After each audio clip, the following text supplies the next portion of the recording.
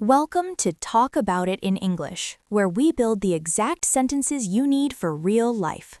Today, we are going to build a survival system for the exact second your brain completely forgets an English word.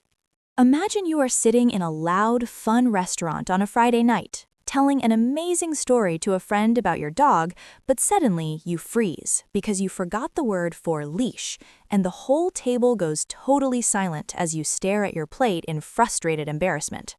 I remember telling a hilarious joke at a dinner party in London, forgetting the punchline word and just staring at my hands while everyone waited in painful silence, which made me want to go home immediately. By the end of this episode, you will have 3 exact phrases to use when a word disappears from your brain, so you can keep your stories flowing without ever saying sorry for your English again. That feeling of freezing mid-sentence is something that haunts every single language learner. It is the exact moment where your confidence just evaporates. You are doing so well, the words are flowing, you feel like you are finally speaking naturally, and then you hit a brick wall. A single word is missing, and your brain just shuts down completely. It is such a painful experience because it feels like a failure. But today, we're going to completely change how you view that moment. We're going to talk about the stop and stare mistake. This is the absolute worst habit that A2 and B1 learners have, and it is the first thing we need to fix before we even teach you the new phrases. The stop and stare is exactly what it sounds like. You're talking, you forget a word, and you literally stop speaking. You freeze your body, you stare off into space, or you look down at your shoes, and you let dead, awkward silence take over the conversation while you search your mental dictionary for the perfect translation. And what usually happens next is the real tragedy. After 5 seconds of terrible silence, the learner looks up, sighs, and says, "I'm sorry, my English is so bad, I forgot the word." And just like that, the story is dead. The energy of the conversation is completely ruined, not because your English is bad, but because you aborted the mission. Exactly. You pulled the emergency brake on a moving car. Think about it from the listener's perspective. Your friend at that restaurant on Friday night. They do not care about your vocabulary level. They don't care if you know the exact dictionary definition of a dog accessory. They care about your dog. They care about the funny story you were about to tell them. When you stop and apologize, you're making the conversation about your language skills instead of just sharing a moment with your friend. Native speakers forget words all the time. Think about your own native language. Have you ever been telling a story in your mother tongue and suddenly forgotten the name of an actor or a place or a specific object? Of course you have. It happens to everyone. But when you're speaking your native language, you never stop, look at the floor, and apologize for your poor vocabulary. You just talk around the missing word. You play a game with the listener. You say, that guy from that movie with the hair. And your friend says, "Oh, you mean Brad Pitt?" And you say, "Yes, exactly, Brad Pitt." And the story continues without a single moment of awkwardness. This is a highly advanced conversational skill called circumlocution, which is just a fancy way of saying talking around the word. And it's a skill you can master in English right now, even if you only have a basic vocabulary. The absolute golden rule of this episode, the one thing you must promise to start doing today, is to never abort a sentence again. You are never allowed to stop and say, "Sorry, I forgot the word." Instead, you're going to use our pivot and describe routine. It consists of 3 specific steps and 3 specific phrases that will keep your mouth moving and keep the listener engaged while your brain catches up. Step 1 is what we call the collaborative stall. When you hit that blank spot in your brain, your first instinct is usually to panic and isolate yourself. You try to fix the problem silently in your own head. We want to do the exact opposite. We want to instantly invite the listener into the problem and make them your partner.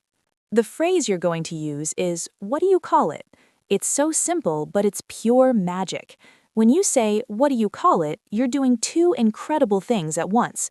First, you're buying yourself about 2 or 3 seconds of mental runway to try and remember the word. Second, you're signaling to the listener that you are not finished speaking. You're just having a temporary memory lapse, and they are welcome to help you guess the word if they want to. But the secret to this phrase is entirely in the delivery. If you say it like a robot, "What do you call it?" while staring at the floor with wide, panicked eyes, it's not going to work. The listener will feel your panic and they'll feel awkward too. You have to deliver it casually.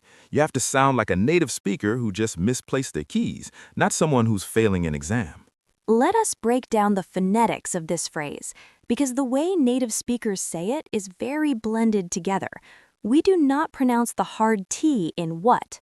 We blend the words so it sounds almost like one long word. What'ya? What'ya call it? Try saying just that first part with me. What'ya? It is a very relaxed, rolling sound in the mouth. What'ya? It almost sounds like you were chewing gum. What'ya? Now add the end of the phrase. What'ya call it? And notice my intonation. My voice goes up slightly at the end, like a genuine question, but my tone is light and playful. What'ya call it? Let us practice this together. I want you, listening right now, to repeat after me out loud. Do not just think it in your head.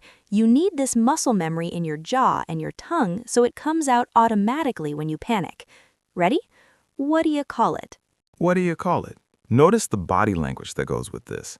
I know you cannot see us, but imagine me snapping my fingers lightly, looking up at the ceiling for a brief second, and maybe even smiling a little bit. This body language tells the listener, hold on, the word is right on the tip of my tongue. Stay with me. Try it again, and this time, physically look up and snap your fingers or tap your chin while you say it. What do you call it? What do you call it? It feels completely different, doesn't it? When you add that physical movement, it actually releases a lot of the tension in your body.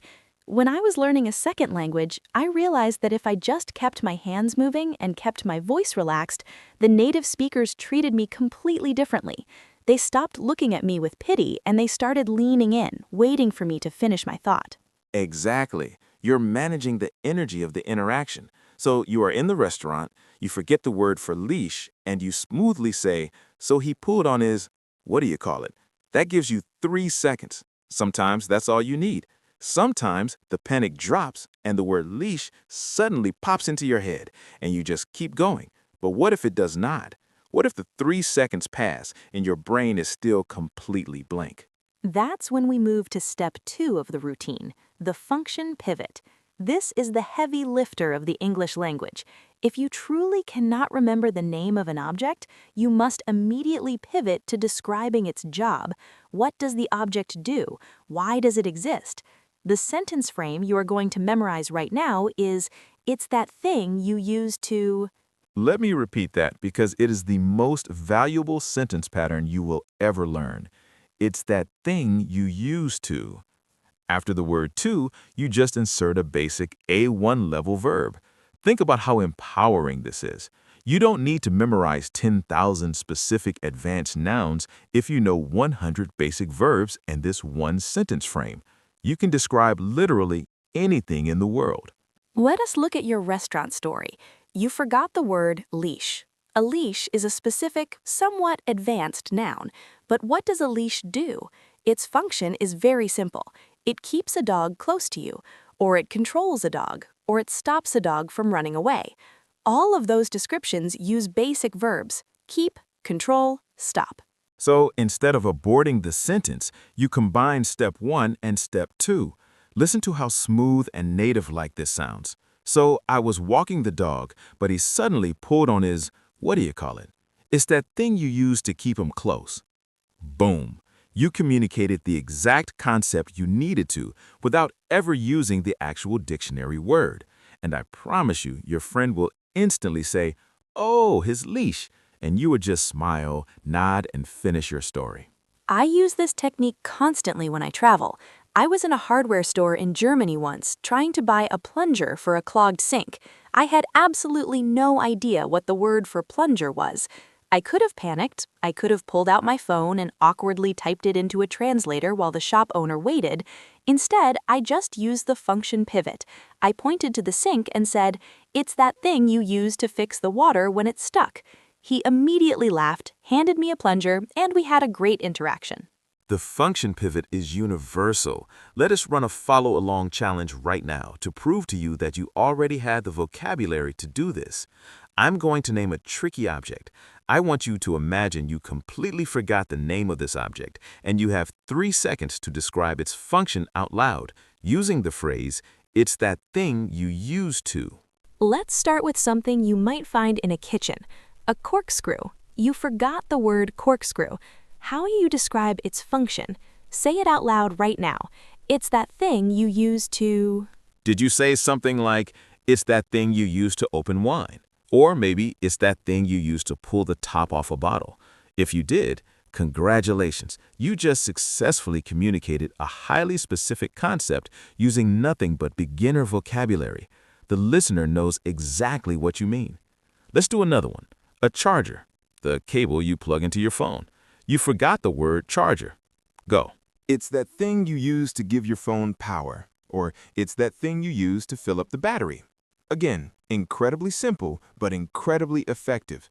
Notice how we use the preposition to followed by the base verb. Use to give, use to open, use to keep. This is much easier for your brain to process in real time than trying to use for plus an ing verb like used for opening. Just stick to use to and the base verb. It is fast, clean, and grammatically perfect. Let us try one more, a bit harder. A windshield wiper, the things on a car that clear the rain. You are telling a story about driving in a storm and you forget the word. Describe the function. Go. It's that thing you use to clean the window when it rains, or it's that thing you use to see the road in a storm. Think about how natural that sounds in a story. It was raining so hard and what do you call it? The things you use to clean the front window, they completely broke. It actually makes the story more dynamic and engaging because you are speaking with energy and momentum. If you are enjoying learning these real-world speaking tricks instead of just memorizing grammar rules, make sure to subscribe to the channel right now so you never miss our weekly speaking routines. We want to make sure you have the tools to handle any conversation life throws at you. Now, the function pivot is amazing for tools, gadgets, and objects that have a clear job. But what if the word you forgot is not a tool? What if it doesn't do anything? What if you forgot the word for rug or balcony or ferry? You can't really say, it's that thing you use to stand on outside, because that could be anything. That brings us to step 3 of the routine, which is your ultimate backup plan, the comparison pivot.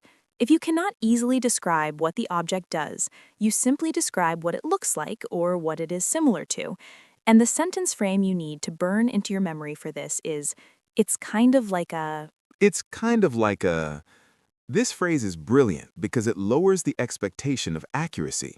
By saying kind of like, you are telling the listener, I'm about to give you a rough approximation. Work with me here. It takes all the pressure off you to be perfect. You just find the nearest, simplest noun you can think of and you compare them. Let us look at the pronunciation of this phrase, because again, it is all about that smooth, connected rhythm. We do not say kind of like We drop the F sound in of, and we link the D to the schwa sound. Kinda, kinda. Try saying that out loud.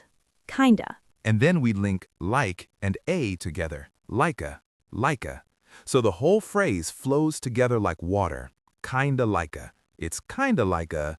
Repeat that out loud a few times to get the feeling of it. It's kinda like a... It's kinda like a... Beautiful. Now let's apply it. Go back to our dog story. You forgot the word leash. You tried the collaborative stall. What do you call it? The word didn't come. You decide not to use the function pivot. Instead, you use the comparison pivot. What is a leash similar to in shape or material? It's a long, thin piece of fabric or rope.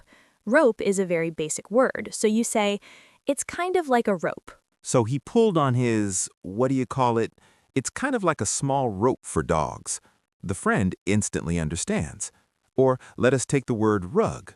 You're telling a story about spilling coffee on your beautiful new rug in your living room. You forget the word. What is a rug similar to? A carpet, but maybe smaller. So you say, I spilled coffee all over my, what do you call it? It's kind of like a small carpet in the middle of the room. Let us do a rapid-fire drill for the comparison pivot. I'm going to give you a difficult noun, and you have to immediately compare it to a simpler, more common noun, using the phrase, it's kind of like a... You forgot the word ferry, the large boat that carries cars across water.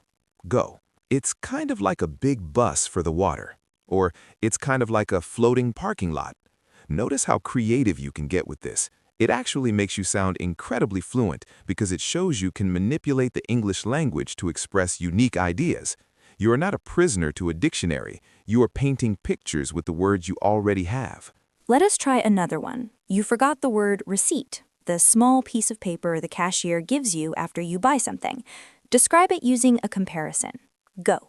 It's kind of like a ticket that shows you paid, or it's kind of like a tiny document from the store. When you use these comparisons, you are treating the conversation like a puzzle you are solving together with the listener. Humans love puzzles. We love guessing things. When you say, it's kind of like a tiny document from the store, the listener's brain lights up. They guess a receipt, and they feel a little rush of satisfaction for helping you out. This is such a crucial mindset shift. When you stop and apologize for your English, you are creating distance between you and the listener.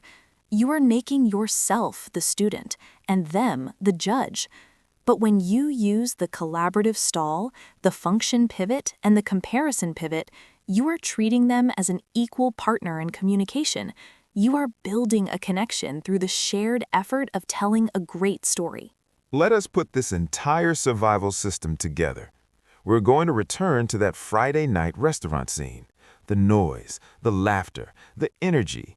You are deep in your story. You are excited. You're about to deliver the climax of the dog anecdote, and suddenly the vocabulary word vanishes from your brain. But this time, you do not freeze. You do not stop breathing. You do not look down at the floor. You keep your head up, you keep eye contact, and you lean into the routine. You say, so I was walking the dog in the park and everything was fine, but a squirrel ran past and he suddenly pulled so hard on his, what do you call it? It's that thing you use to keep him close, kind of like a long strap. And your friend, completely engaged in the drama of the squirrel, says, oh, his leash. Did he break it? And you say, yes, exactly, the leash is snapped right out of my hand. And the story rushes forward without a single drop of momentum.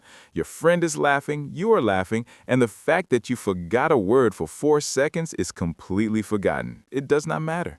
It is so liberating when you realize that native speakers are not waiting for you to make a vocabulary mistake so they can judge you. They are just waiting for the end of your sentence. They just want to know what happened to the dog. If you can give them the information they need using basic verbs, simple comparisons, and confident stalling phrases, they will view you as a highly competent, fluent speaker. Fluency is not about knowing every word in the dictionary. True conversational fluency is about knowing what to do when you inevitably forget a word. It is about maintaining the rhythm of human connection even when the technical language fails you. When you master these 3 pivots, you remove the fear of making mistakes. And when the fear disappears, speaking English becomes incredibly fun. Your challenge this week is to play the taboo game with yourself by picking 5 objects in your room and spending 3 minutes describing them out loud using the phrase, it's that thing you use to. Combine this practice with our video on how to talk about your weekend so you can practice telling stories without ever getting stuck. You have all the words you need right now, so keep practicing, keep talking, and we'll see you in the next episode.